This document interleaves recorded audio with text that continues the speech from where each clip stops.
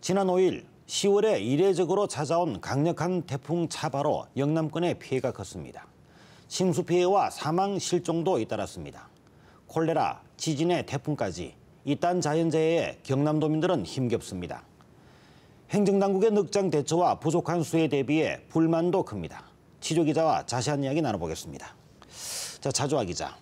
18호 태풍 차바, 경남에 상당히 피해를 많이 남겼지 않습니까? 강풍, 또 침수 이런 것들로 인해서 피해가 아주 컸는데요. 경남에서 어떤 피해가 있었는지 내용을 우선 간단히 좀 정리를 해주시죠.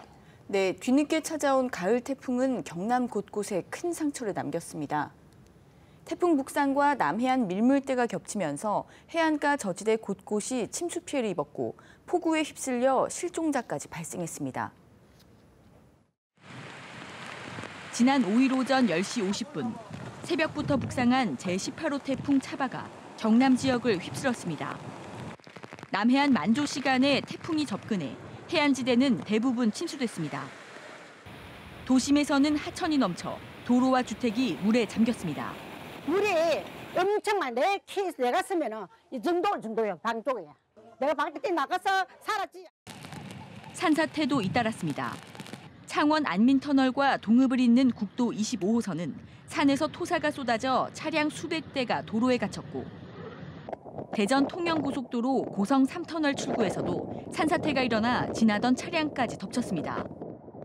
정전사고도 일어나 거제와 통영 등 경남 7개 시군 7만 8천여 가구가 큰 불편을 겪었습니다. 갑자기 TV도 끊어지고 냉장고도 안 되고 전기 수도도 안 되고 네, 그러니까 지금 애기들 지금 분유도 타서 먹이고 해야 되는데.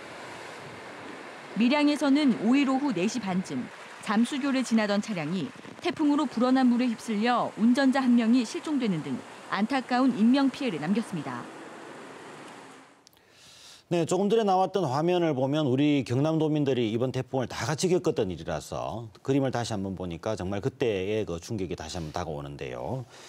특히 올해는 폭염 그리고 가뭄 이런 피해가 컸지 않습니까? 우리 농민과 어민들의 피해가 더더구나 심해졌는데 어떻습니까? 네, 폭염을 견뎌내고 수확만 앞두고 있던 농작물은 강풍에 쓰러졌고 농경지도 물에 잠겼습니다. 또 콜레라와 고수온으로 시름을 앓았던 남해안 어민들은 양식장 뗏목이 부서지고 그물이 떠내려가 또다시 어려움에 처했습니다. 거센 비바람에 커다란 나무가 맥없이 쓰러졌습니다. 수백 년 동안 자리를 지킨 마을 앞 정자나무도 뿌리째 뽑혔습니다. 과수원 땅바닥은 떨어진 과일로 뒤덮였습니다. 생채기라도 날새라 종이봉투로 감싼 배는 폭염을 이겨내고 수확을 앞두고 있었지만 거센 바람에 30%나 떨어졌습니다. 고생하고 농사지는데 속상하지. 태풍이 하루 늦게 오면은 우리가 일꾼을 떼가지고 다 따는데.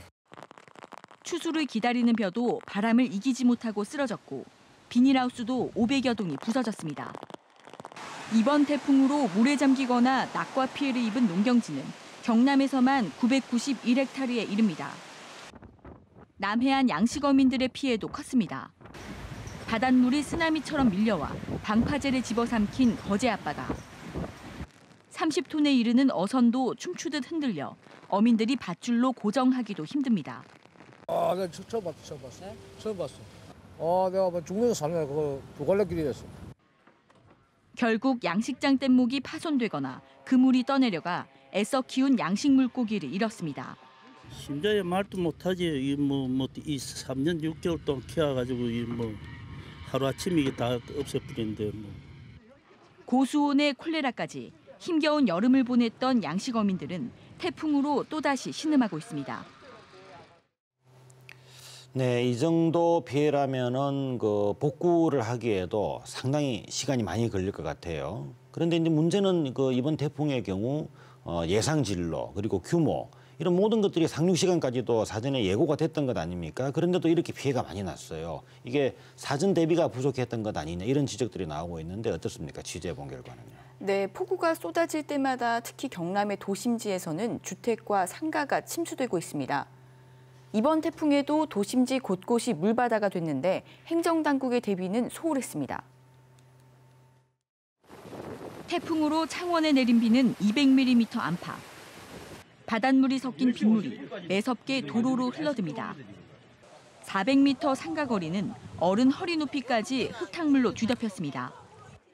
비가 그친 지 5시간이 지났지만 물이 빠지지 않아 도로와 상가는 여전히 물바다입니다. 인근에 배수 펌프장이 있지만 무용지물이었습니다. 시간당 뭐 논다 이거에 그냥 그런 식으로 계산해가지고 다 했기 때문에 이건 해결 비다고는 생각을 안 했지. 주민들은 반복되는 피해에 불안합니다. 몇천만 원 또는 그보다 더 큰 피해도 입는 사람도 있는데 이걸 어떻게 이걸 하겠습니까? 이걸 또 복구하는데도 지금부터 또 한 달 정도 걸려야 되는데. 창원 공단로를 비롯해 시내 도로도 침수됐습니다.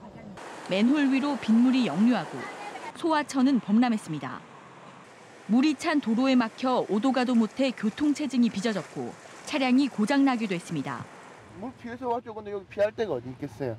가다가 엔진 쪽에 물 들어가지고 꺼진 것 같거든요. 창원에 내린 평균 비의 양은 145mm.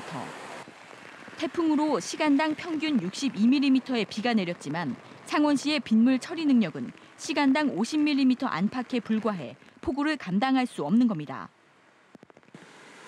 침수 피해는 해마다 반복되지만 행정당국의 대비는 허술해 시민들의 불안이 커지고 있습니다.